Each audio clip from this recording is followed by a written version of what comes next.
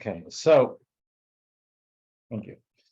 So we're gonna look at a Torah portion here. It's on page 206. So actually, no. Okay. Sorry about that. I'm gonna bring up this and just going to do the overview as they put it, and then we'll talk a little bit about what we're talking about today. Okay. The Parsha overview. The Torah portion is called Pinchas. It says Aaron's grandson, Phineas or Pinchas, is rewarded for his act of zealotry in killing the prince, the leader of the tribe of Shimon. His name was Zimri, and the Midianite princess who was his paramour. The Jews go through another one of the difficult chapters in the desert, and in this case, there's a Midianite tribe that wants to destroy them, but sees that it's not going to work physically and militarily, but it tries to destroy them spiritually, and tries to seduce them into being who God expects them not to be. And one of the Jewish leaders falls into that and that was the end of the Torah portion that we read yesterday, and the end of it comes over here where this leader of the Jewish people takes one of these a paramour and flaunts the relationship in front of the Jewish people, and Pinchas takes action. So that's the way it begins. Then we go into a census of the people, which counts 730 men between the ages of 20 and 60. Then you got to talk about roughly an equivalent number of women, and then under 20, above 60. So you're talking about close to 3 million people, probably. Moses is instructed on how the land is to be divided by lottery among the tribes and families of Israel. They're about to go into Israel. And then when they go into Israel, they're going to have property, and they're going to have create a society, and they're going to be farmers. And so he talks about how this is going to be split up. But the way it was going to work is who inherits the farm, especially 3,300 years ago. Yeah. 206. Thank you, Nadim. Sorry. It was the guys, the boys. So now 5 daughters. There's a man named Slavchad who has passed away. He only has daughters, and they come and say, "What about us? We don't have anybody. Who's going to take over the farm? They don't have a farm yet. They're going into Israel. So what's going to be with us?" And they petition Moses. They be granted the portion of the land belonging to the father who died without sons. God accepts their claim and incorporates it into the Torah's law of inheritance. So the Torah, they come morning.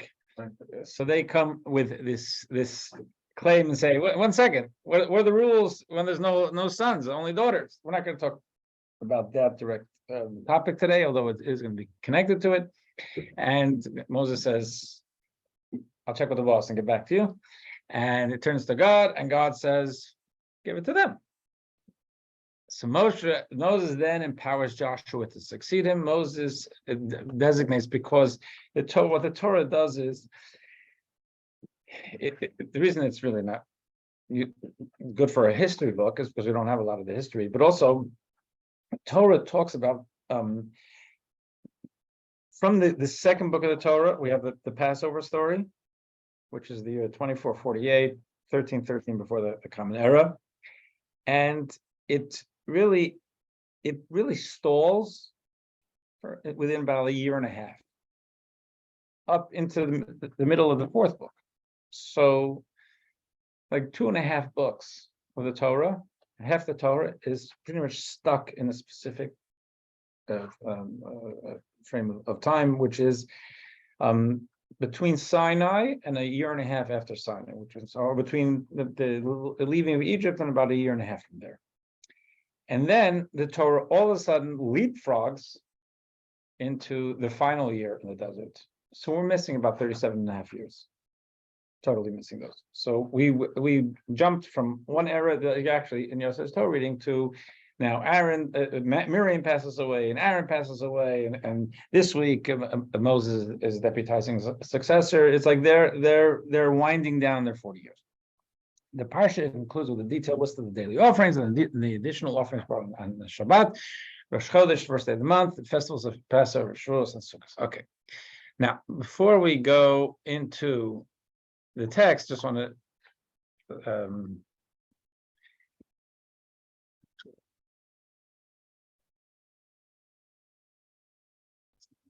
this never goes right for me.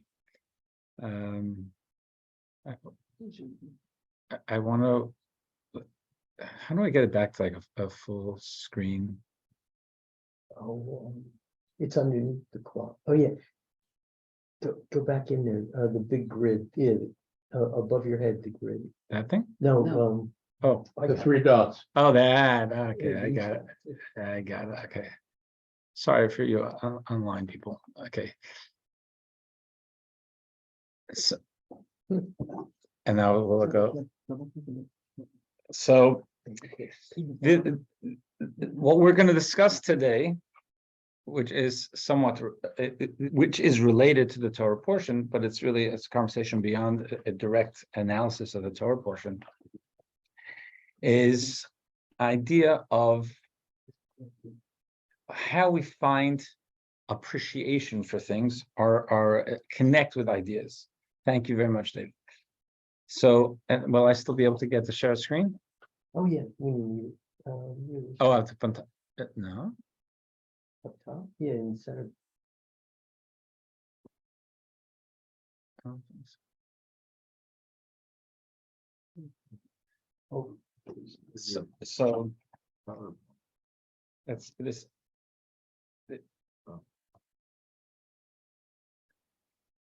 Sorry. I gotta figure out how to use this better. Okay. That's the zone.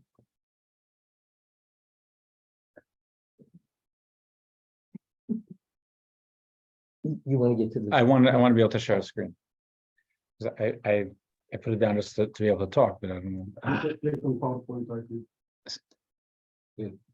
Yeah, but, let's see. It's not. We can see, I can see the shared screen, Rabbi. You can? I can. I don't know if everybody else can. No, can you see text? Yeah. Yeah, Oh. it's 1A. Okay, I can't. Okay, There we good. go. So you can see it good. So I won't look at you, you won't look at me, we'll all be looking at each other. We have to go to 2. I'm gonna give up on looking in people's eyes. Okay, so it's too dangerous with this. There is an idea that they don't bring here, but there's a Torah quote in the Talmud that says that for a rabbi, they don't really understand the nuances of a law unless they've made a mistake within that law, or they've either violated or made a mistake about it. In other words, we learn a lot from our mistakes. They make an impression on us, and we appreciate things largely from either from experiences which are that things were a mess, they didn't go smoothly, or sometimes by contrast. And just take a very quick detour that the Rebbe, who lived through communist Russia and then Vichy France and came here in 1941.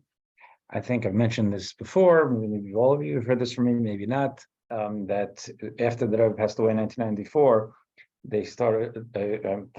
Thankfully, some people with foresight started taking oral histories of people who had had relationships with the Rebbe, because they're going to die, and the relationships will die with them. Those things we give out on Shabbos as little pages are coming from that.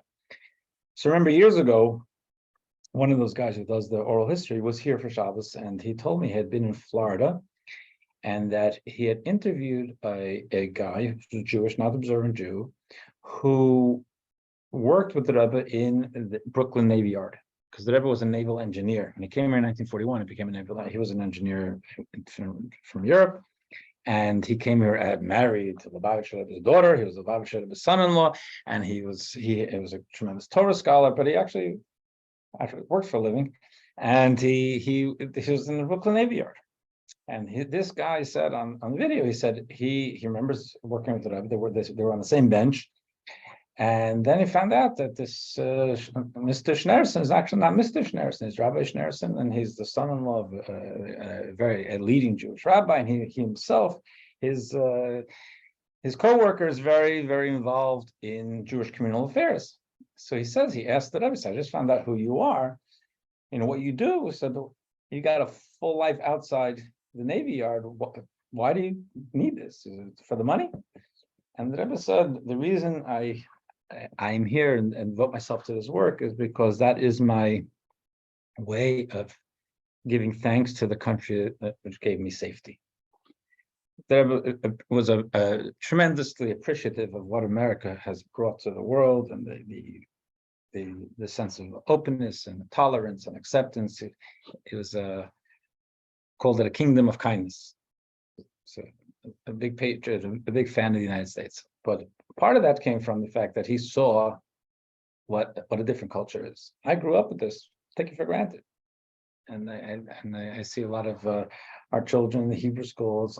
If their parents are coming from a different part of the world, the parents go a little crazy. So my kids take this for granted; they don't appreciate, and this is unbelievable compared to the way I grew up, and they think this is normal, and it's a problem. On the one hand, you don't want your kids to suffer. On the other hand, there's a real richness that comes from having experienced some of the messier side of life and seeing what the beauty of what this is. That's really where we're going to be going now. So let's start with text 1a. And I mentioned earlier that the overview I mentioned that there was this episode that the Torah talks about in this week's Torah portion about these 5 women, daughters of a man named Slavchad, who they're now preparing to go into Israel. Everybody's talking about that there's going to be this lottery and families are going to get land and so on. What's going to be with me, with us?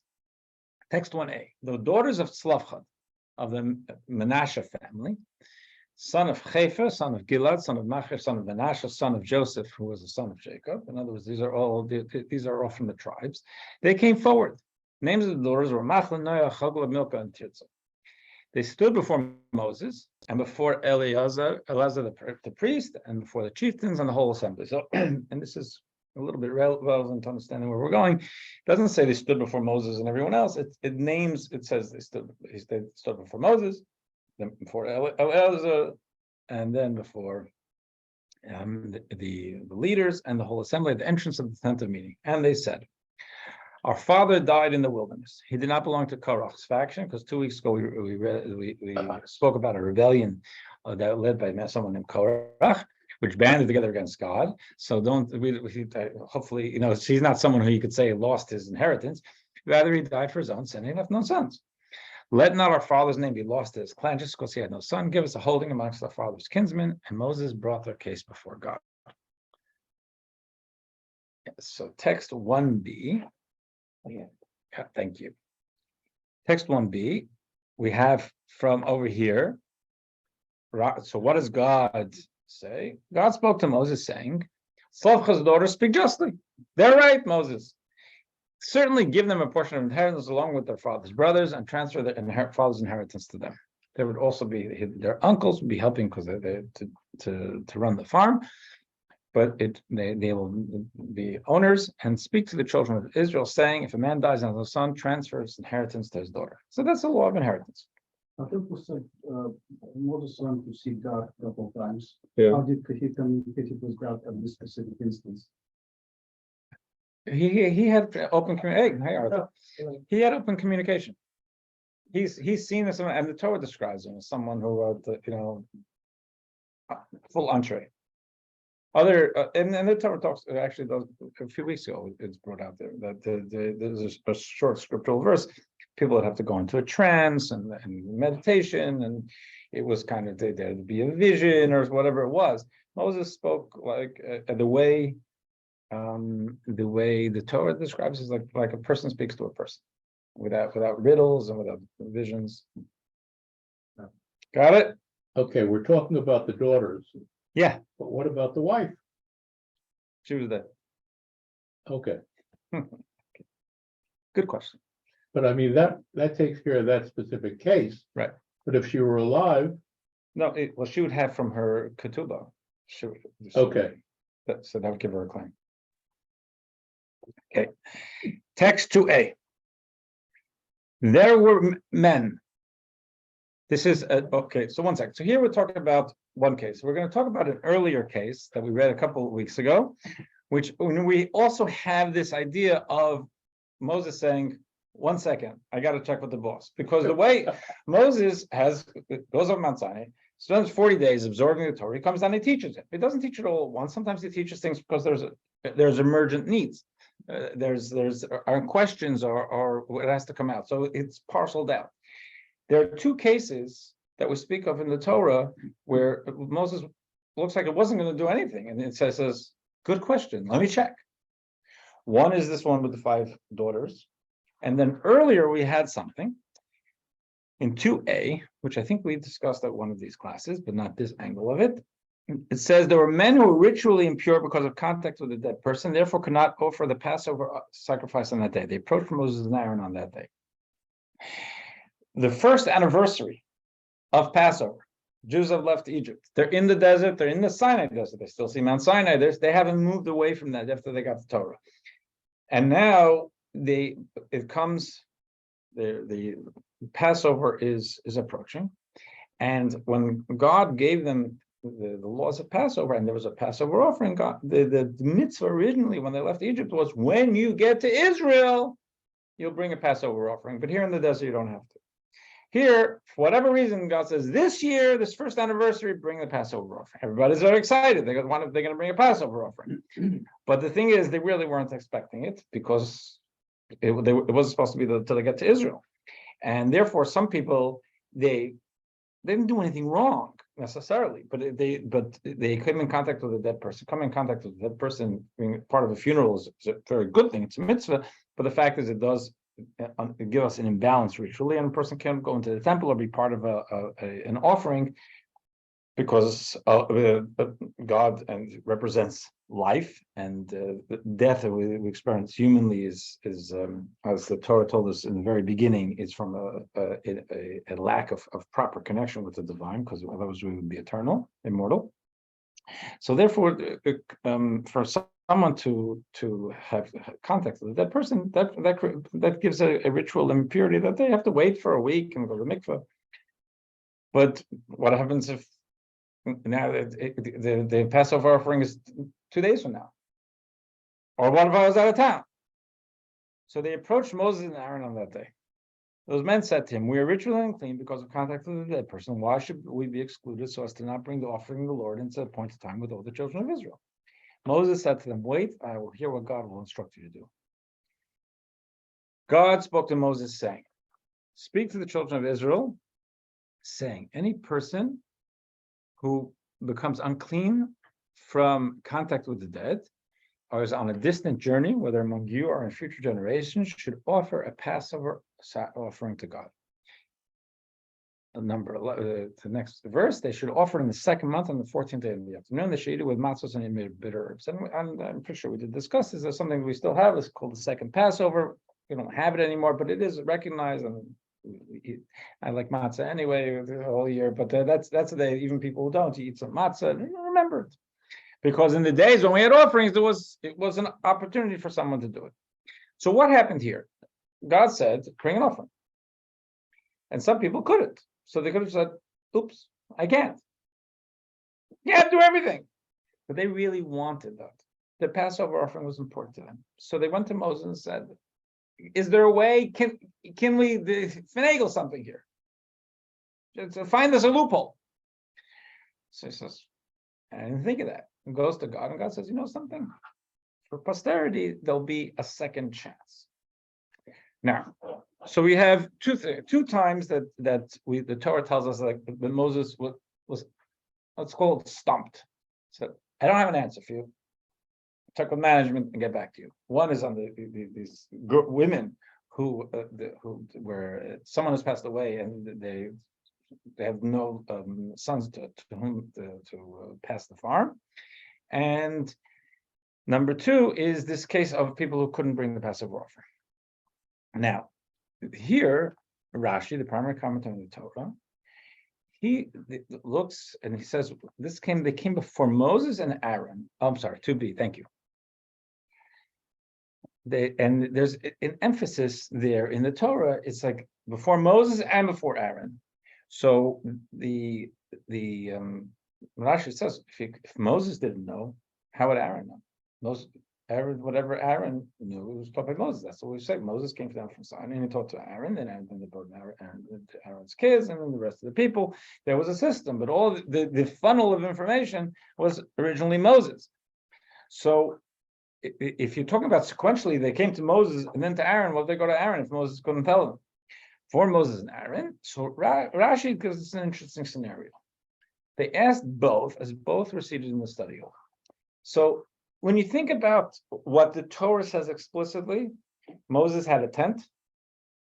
Moses spoke to the people, usually in front of the tent, the tabernacle. They probably studied somewhere, but it doesn't say anything about it. So here it says they were in the study. It's a very specific setting. They didn't walk over to him. They didn't knock on his tent flap. They didn't raise their hand as they're standing in front of the, in the public address. In the study hall. One cannot suggest that they asked Aaron after Moses because Moses didn't know how. If Moses didn't know, how would Aaron know? So this is, and there's this interesting thing. That we have Moses doesn't know. Moses turns to God, and then here we say, but they approached him in the study hall. And interestingly enough, in this week's Torah portion, in text 2c, Rashi tells us the same thing. There it says before Moses and before Elazar. If Moses didn't know, how would Elazar know? Again, it's the same thing. Why does it tell us? It seems sequential. They came to Moses and then to Elazar and then to the other ones. If Moses doesn't know, why are you even asking anybody else? So Abu Chanan said a name of, and this is also from the Talmud that Rashi brings us in the name of Rabbi Elazar.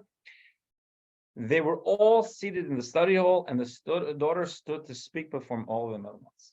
So these 5 women, they came and they didn't go to Moses to his court, because we do talk about him having a court set. We talk about him having a general assembly setting. We know that he had a tent.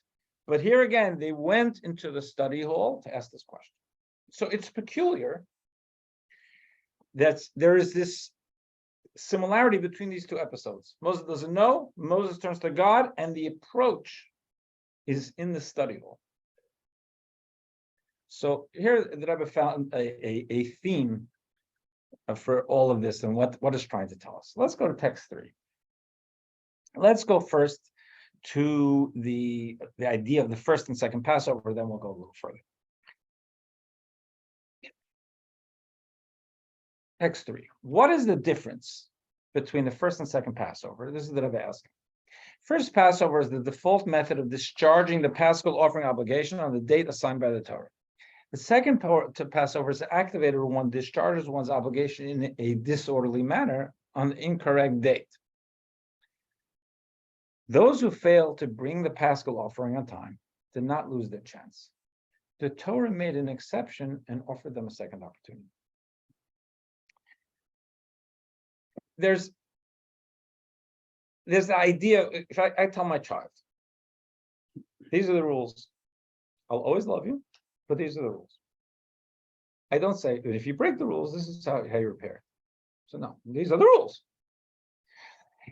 Now, what happens if they've messed up and they feel they've hurt their relationship with me? Then it's up to them to try to fix it and try to come approach me or their mother to say, I'm so sorry I messed this up. What can I do about it? But the normal approach is, I love you, and here are the rules. When life gets messy, you got to figure out how to clean it up. But I may have maybe the built-in system of cleaning up because that's normal, but that's not the way I teach my kids. This is what you do.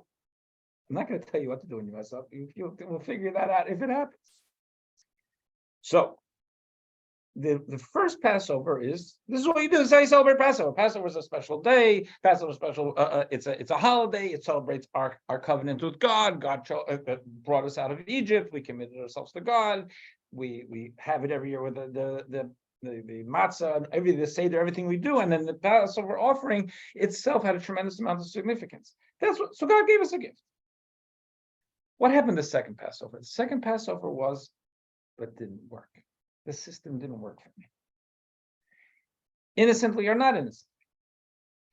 Now they had to. Who was the onus on? Who does the situation call to action? The one who stepped out of line. Say, okay, now what am I going to do? Either say, that's the way it is. Those are then the breaks, and so there's nothing I could do. I messed up. Say, no, I want to repair this. It's like in a loving relationship or with God. So text 3 tells us that the second Passover tells the story of finding repair where it's needed, where things didn't go exactly according to plan, because that's actually pretty normal. Well, what happens, there are two rules conflicting with each other. So Passover is in stone. And then, let's say the people who did the ritual washing of the dead relative Right. to touch the dead relative. That's right. And you always told us that all the mitzvahs are equal. Mitzvahs are equal, yes. So how can one mitzvah punish the other? Actually, no, mitzvahs are equal, but sometimes you have to. So what if mitzvahs are equal, and you're faced with 2 conflicting mitzvahs? So you either just do nothing, you have to choose one.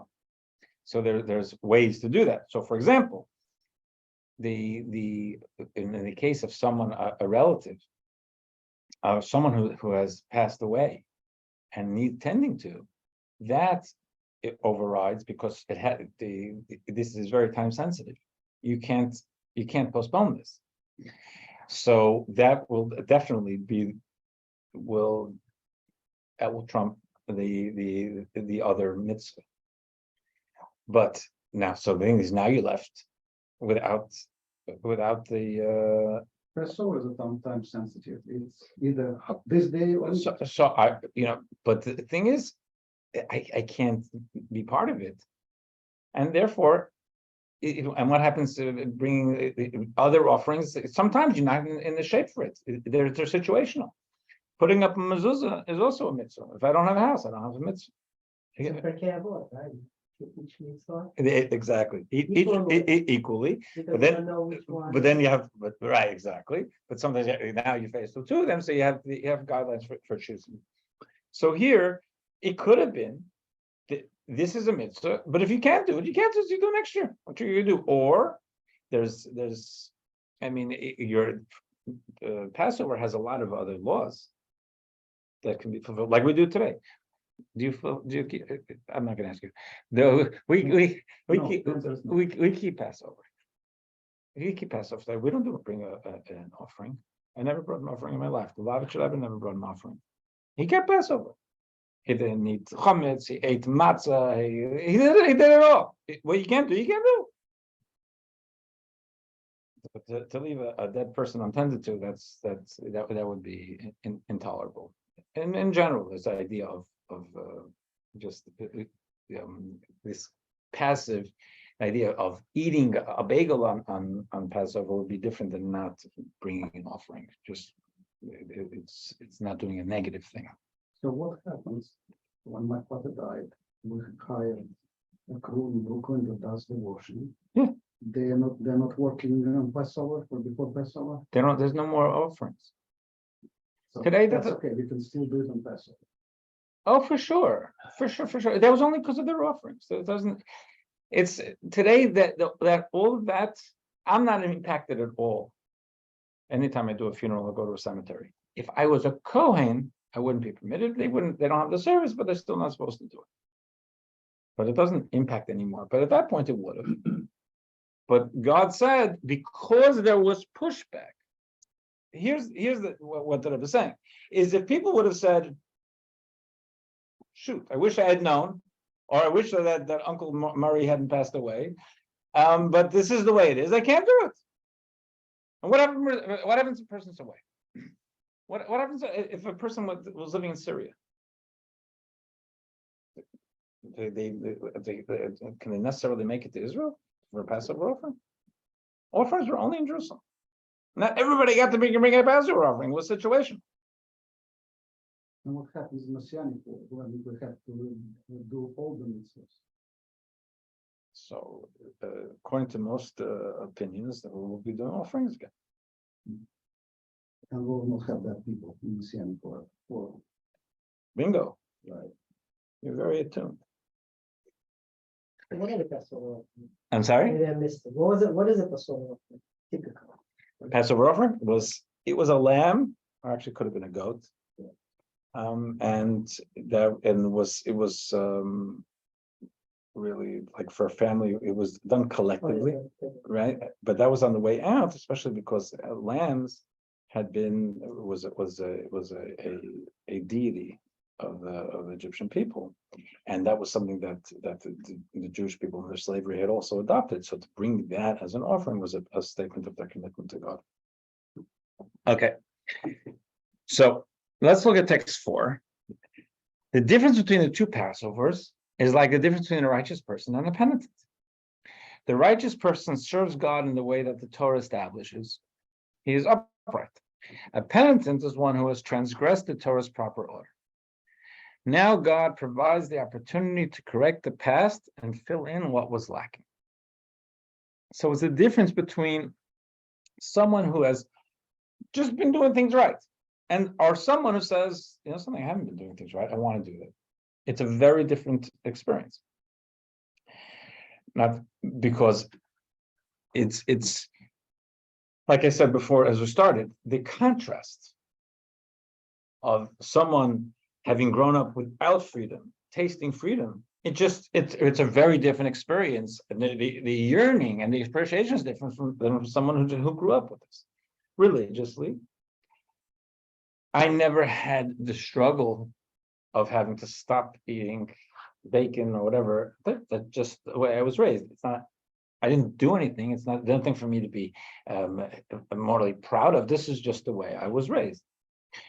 So, but when I look at someone who says, oh my gosh, that they said, I want to make a change in my life, and therefore I'm starting to do this. First of all, I wonder if I would have the strength. And certainly there's a surge, there's a different appreciation because they are making a conscious effort.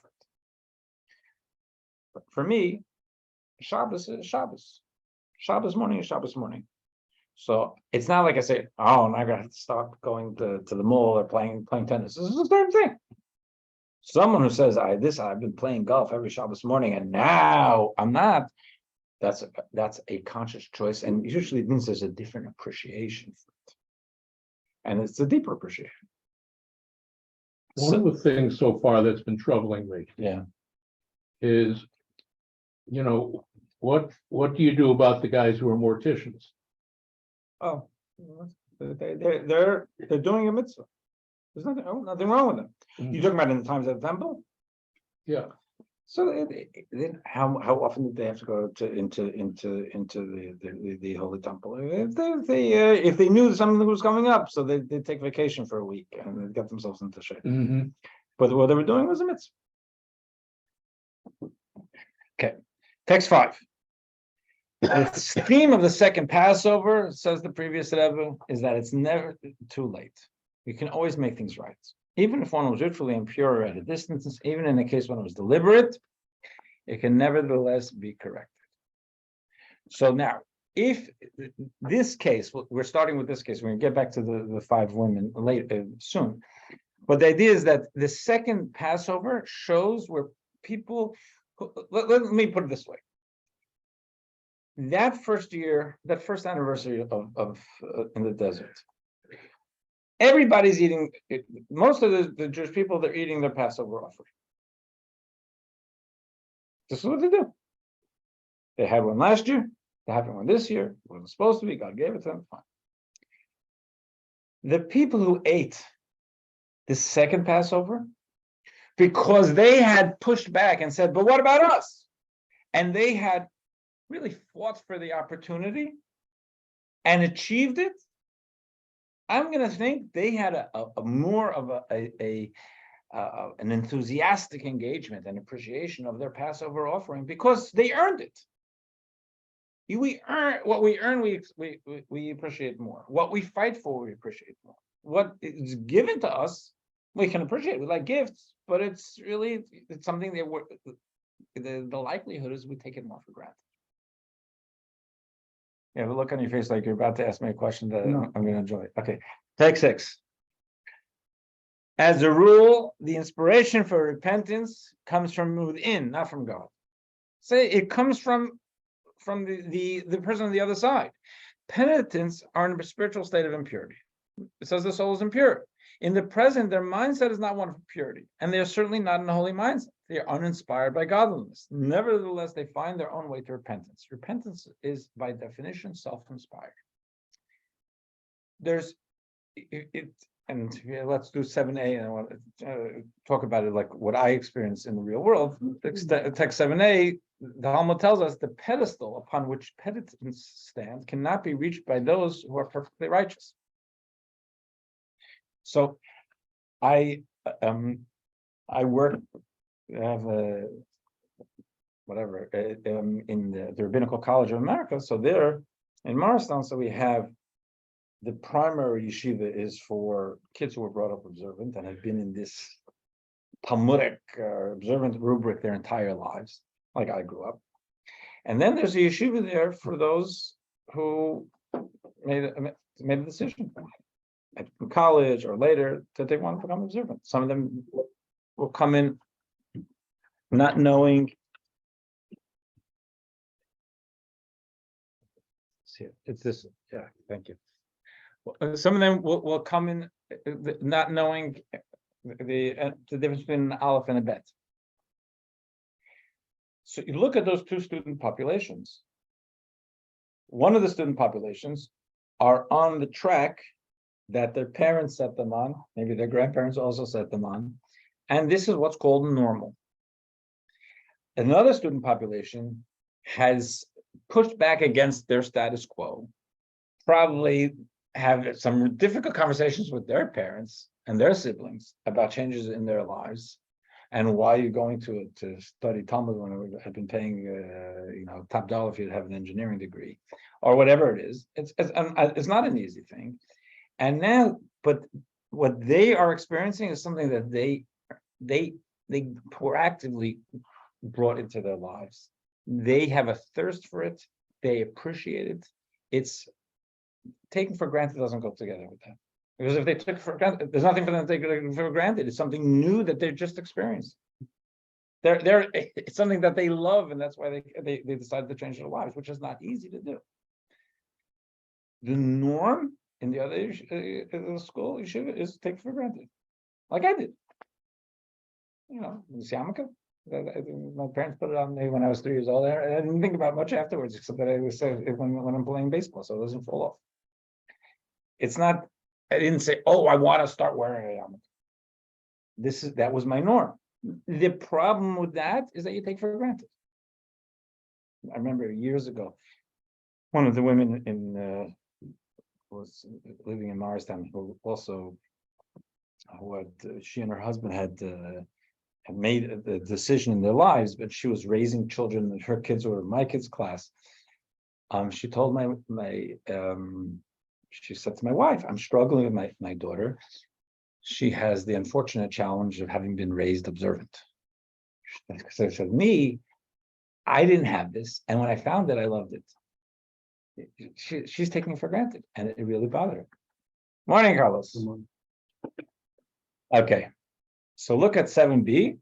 You can have one of these if you want to. It says, this is from the Zohar, the fundamental textbook of Kabbalah.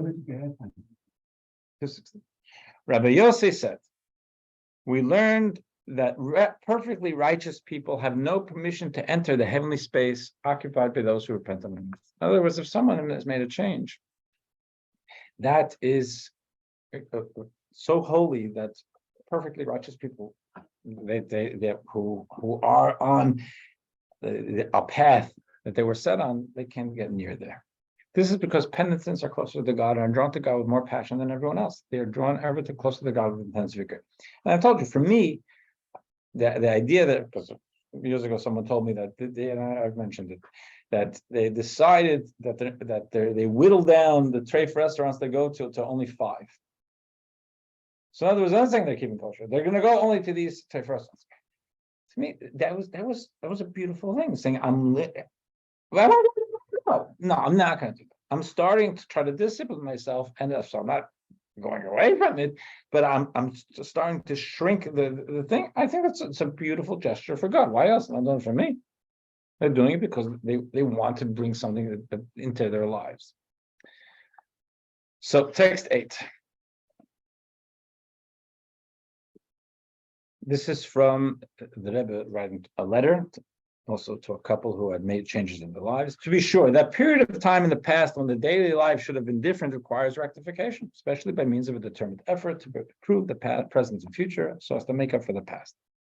On the other hand, human nature is such that things that come easily are taken for granted and are not so appreciated and cherished as things for which one had to fight and struggle. Thus, the level of Yiddishkeit, of Jewish observance, which you and your husband have attained through real efforts, has permeated you more deeply and thoroughly, because you fought for it.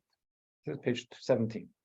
May God grant you that you should both continue in this direction together with your children without allowing yourself to be hindered or influenced in any way by the difficulties which you describe in your letter. On the contrary, the difficulties themselves can serve as a challenge and stimulus to greater spiritual advancement, as is also explained in Hasidic literature. Okay, so the story of the people who pushed back and fought for the opportunity for the Passover offering, even though it was going to be past the time, that teaches us something. It teaches us that there's something that God gives us rules. But then when things don't go well, it's up to us to be able to find within ourselves, choose to try and make it work. Now let's get to the original story we spoke about, the 5 women who pushed back about their inheritance. Text 9. We're told Moses, before I get into text 9, I wish they brought something. Let's do text 10 first, because I don't know what to do. The Rashi explains to us why didn't Moses know? In the Passover one, he said, it's not my rule book. I don't know what to do. Here, actually, he did know, but he forgot. The law eluded him. Here he was being punished for crowning himself with authority by saying, in any case that is too difficult for you, bring to me. When Moses originally got the Torah, and he set up a judicial system, and he set up judges, he said there's going to be this tier system, local, an appeals court, a Supreme Court, and if there's anything that you guys can't handle, come to me. In other words, I got the answers. Hopefully you've got enough of this, and you'll be able to deal with it. But the way the Talmud looks at it is he accrued too much credit to himself. So I have the answers. Everything comes from God. So because of that, he forgot. He forgot this law about what happens if someone dies without any sons. So now let's go back to text 9 if we can. So what is the founder of Chabad? He writes, what does forgetfulness stem from? God being concealed in the body and the soul that vitalizes it. If my wife asked me this morning, go to ShopRite if you can before the class starts and pick up mint. And I forgot. I'm human. But if I forgot, that means that I had other things on my mind which didn't leave a space for that. What forgetting is a human thing to do, but what happens? What happens with humans? Humans get distracted, and humans don't necessarily create space in their minds and their hearts and their psyche for certain things, because there's only so much that we can make the space for, bandwidth wise. If something happened,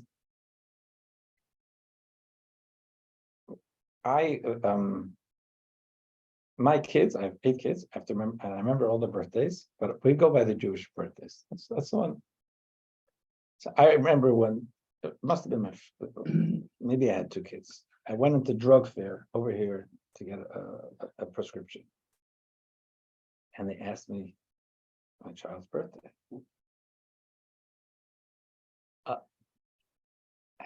It was so embarrassing. It was so embarrassing because how do you not know your kid's birthday? Second of all, I'm looking like this. Maybe I'm lying. It was so mortifying. How do you not know your kid's birthday? I'm going to tell them a Jewish state. It doesn't make it mean anything to me. There's never a way. I'm going to go in whether any government office or I think you're all the Jewish birthdays, their secular birthdays. I've got to know it because I'm never going to be in that situation again. And first of all, I remember it now, but I have there in backup. Why? Because it impacted me. Because I'm never going to forget how mortified I was. So forgetfulness comes when it's kind of on the surface, but it's not impacting that much. And if I told my wife, oops, I forgot about the mint, she probably wouldn't be shocked, but it would mean I had other things that were higher on my list of priorities for this night, which isn't flattering. So Moses is a spiritually evolved person, and he is Moses, and he's so connected to Torah, and he doesn't have a normal ego and distractions that we would have. And as text 9 says, that forgetfulness comes from the fact that we're in a physical body, and we're not so connected to our soul. It's forgetfulness of spiritual things, of values. So how is it?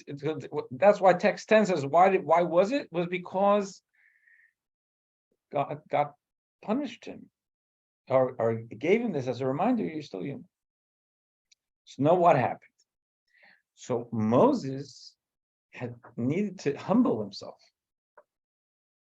These women come and they say, what do we do now? And he say, I knew that. Let me check. This was something where he had to go and ask God to remind him. It came again. It was where life was messy. It wasn't like, okay, I told you this, now go do with it. I forgot. That's also the recipient trying to repair. So now, both of these cases are cases where there was, in a good way, effort and pushback and initiative on the recipient end, not on the God end.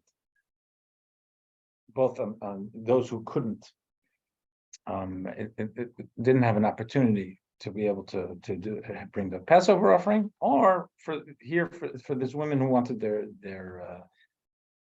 inheritance. So now text 11, you see, the Rebbe brings us back to the study hall idea. Why does Rashi say this happened in the study hall? And that's what and they asked all these people because they were sitting together. Because what's a study hall? Study hall is not a lecture. At a lecture, I sit to listen, take notes, absorb. When Moses is standing in front of the tabernacle and saying, God said this, he goes, what is he saying? He's telling us God's word.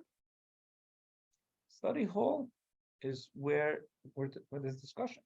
The Talmud is a record of what went in the study hall. It's the teacher who sits in a study hall and is discussing something and doesn't have any pushback or passionate argument is going to feel like a failure later, because the point is you want to create ideas and sentiment or feeling with the students. Say, one second, I don't understand this, or how does it make sense about this, or how does this work?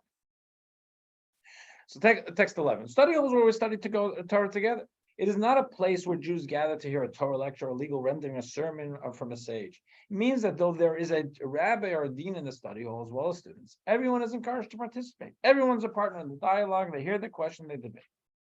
This tells us that questions posed in a study hall are different from questions posed in a court or in the private study of a rabbi or judge. When you pose a question in court or in a private study, the question is intended for the rabbi or judge, even if the courtroom or study is filled with students. Okay, when a question is posed in the study hall, it is not directed exclusively to the dean or teacher. Rather, it is addressed to everyone present. Everyone considers the question, and everyone is entitled to share an opinion. It's collective.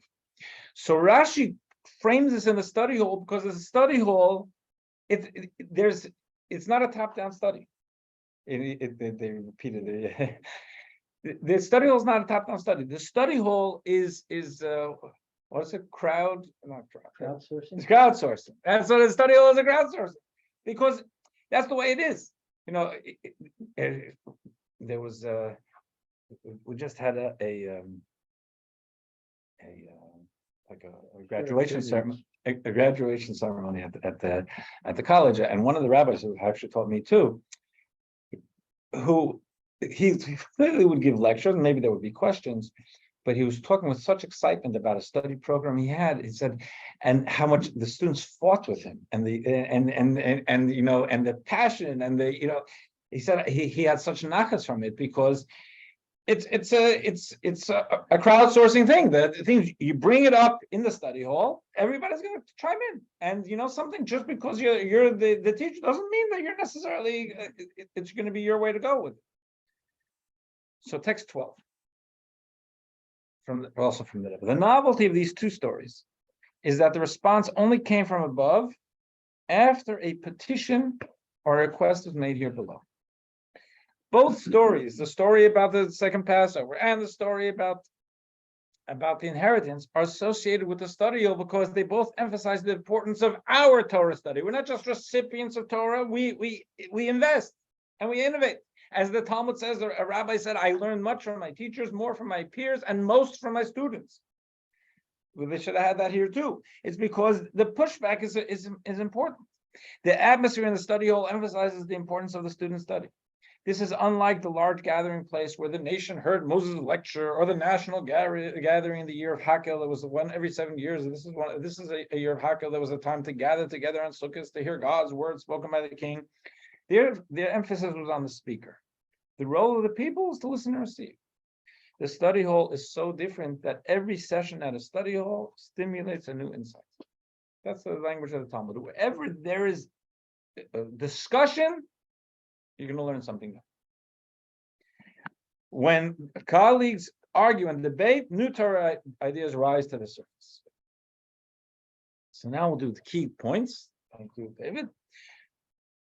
Number one, repentance must be at the behest of the penitent. In other words, repentance is triggered by us.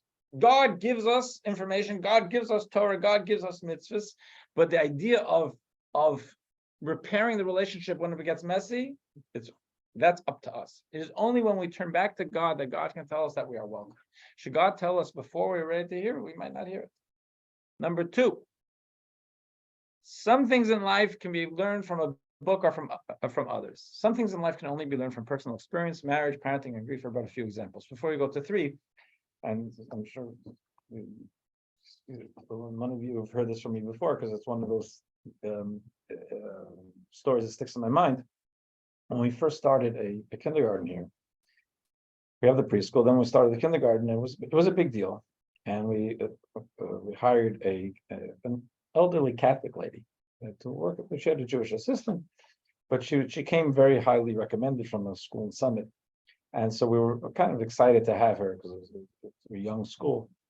And I walked into her, even though I don't mess around with the preschool too much. I walked in to welcome her to her first day, went to her classroom, and I saw on the wall it said, so the kid says, "Have you failed today?"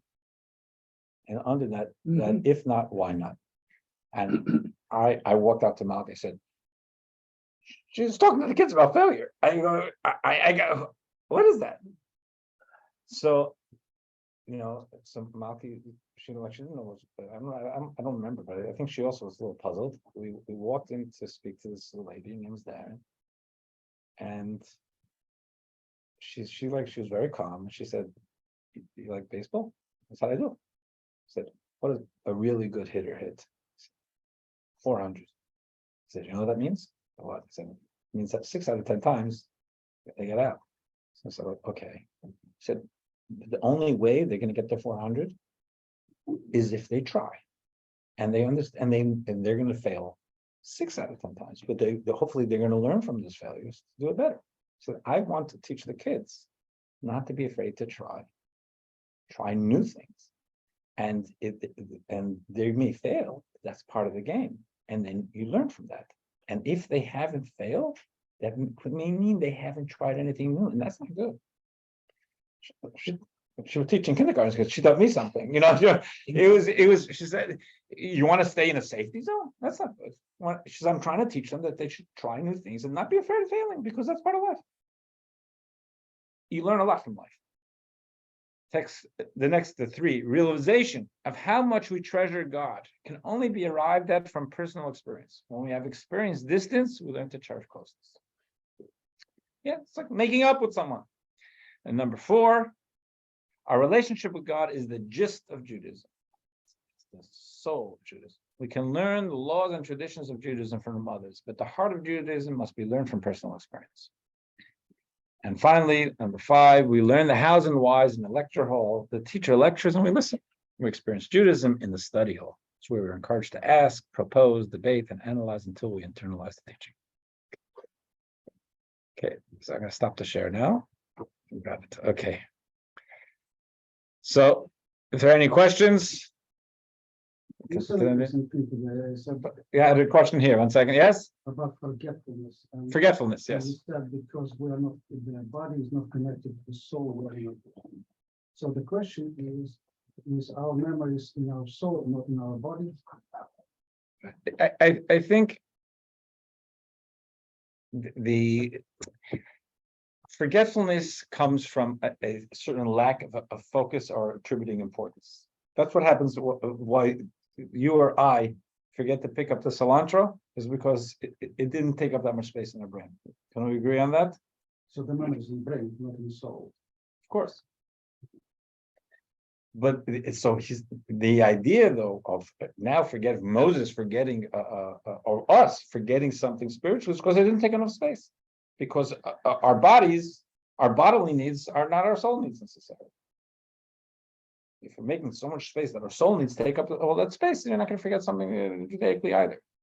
There's a question here on the meeting chat. Why did only Passover get a second one? Sorry that I didn't see this before. Was this rule later extended to other holidays? If not, why? It happens. The Passover is different. The answer is it's rabbinic. The answer is both. The Passover is different in the sense is special because Passover was a statement of our covenant with God. But yes, every holiday there is a 7-day window after the holiday to be able to bring an offering if one didn't have the opportunity over the holiday. Yes, Jerry. Not to nitpick, was it cilantro or mint? I knew I shifted because I was searching for what she usually asks me is the cilantro, and I was searching for the words. I just wanted to yeah. I'm just teasing. My life is usually cilantro. I'm just. All right. Okay. Thank you. Be well. Have a great week. Thank you, Rabbi. Rabbi. Bye-bye.